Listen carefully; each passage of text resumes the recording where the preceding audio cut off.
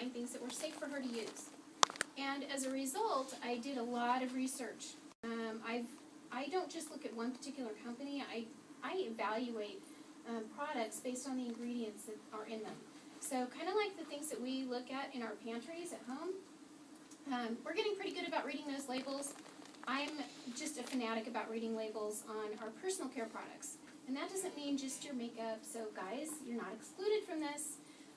It means your shampoo, your deodorant, are you using an aftershave? All those kinds of things are really important. I want to share with you a statistic to give you kind of a bigger picture of what's going on and why it's related to some of the health concerns and especially cancer that we have in this country especially. According to a report published by Environmental Working Group in 2004, now there's a publication that I use, it's called The State of the Evidence by the Breast Cancer Fund. It's published, and I have a new issue if you'd like to look at it. The average American woman uses 12 personal care products a day, resulting in 126 unique chemicals, which is a cause for concern about low-dose exposures and exposures to mix of chemicals. So that could just be in those 12 products, but we're also talking about the products and the things that we're exposed to in our environment. It's the food we eat, it's the water that we drink, it's the air that we breathe, it's the surfaces that we touch. So, perfect example is, you don't want to have cleaning products that are toxic in your home. You don't want to be breathing in all kinds of stuff from that. Pine sol is actually listed as a pesticide, if you look it up. So that's the kind of stuff that we're polluting our environment with. So, so these are the kinds of things that I address. The company that I work with is called A Priori. And what I thought was so phenomenal about it, because I'm a mom on a mission looking for safe products for everybody in my family, and you need it too. What I love is that they're a signer of the Compact for Safe Cosmetics. What this means is that we have been very transparent about every single ingredient that's in our products, why it's in the product, and the source. And I do, on top of that, our company provides a wealth of information that's on our website, but it's important for me to educate you about what those ingredients are, why they're in the products, and why things aren't in your products, so that you can kind of navigate through. I've actually developed what's called the Safe Skincare Shopping Guide.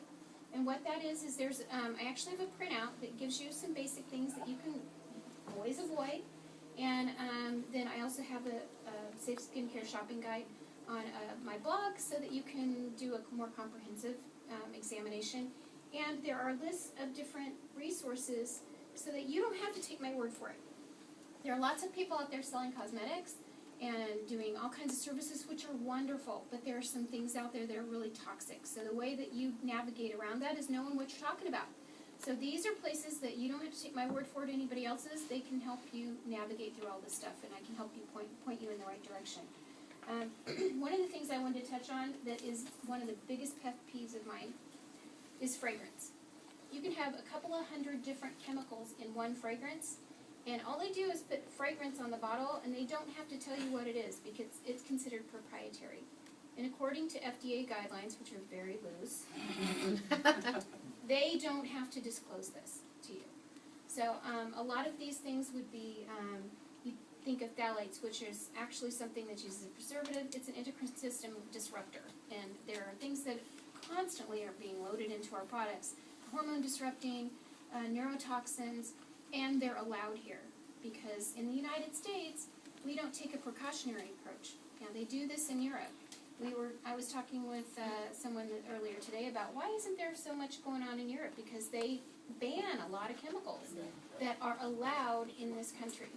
And the only way that we're going to change that is by using my voice and everybody here shifting their spending to something that's safer. That's where, when it hits their pocketbook, that's when the retailers, that's when these big companies start to pay attention. So, on that, with my company, we actually have our own safety rating, but it complies with a rating from Environmental Working Group, which is a great source. So you can rate a product from 0 to 10 on the toxicity level based on the ingredients, or you can look up a particular ingredient or a particular line of products and get a rating. So I can help you navigate. There's a little bit of information that you need to know from there, but we are very careful about sharing that information with you.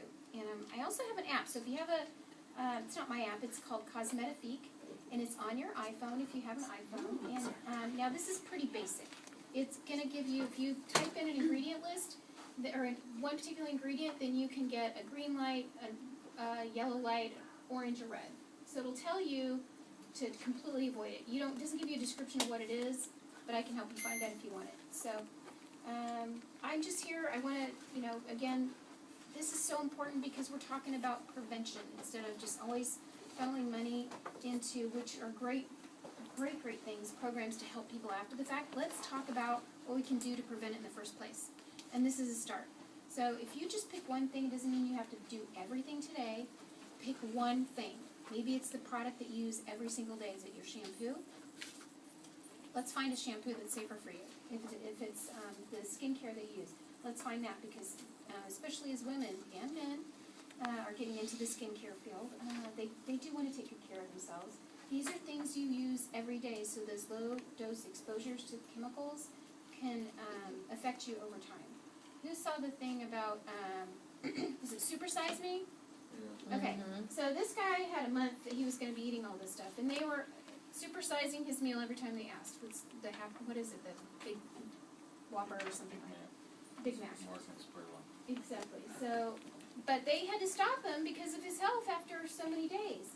Well, that's a huge sign that we need to be paying attention to. So, yeah, if you use one product today, is it going to affect your health tomorrow? Maybe not. But collectively, over day after day, week after week, year after year, these chemicals kind of start to add up in your body. And then you wonder why you're having an effect that you never had an effect to something ever before. So, again, this is really obviously a passion of mine, and I want to educate anybody who's willing to listen to, help themselves by taking a proactive approach. So that's it. Thanks, Rhonda. Rhonda's a big supporter of UCAN, too. Thank you. We love her because we have her at every single event that we do. So can you record me?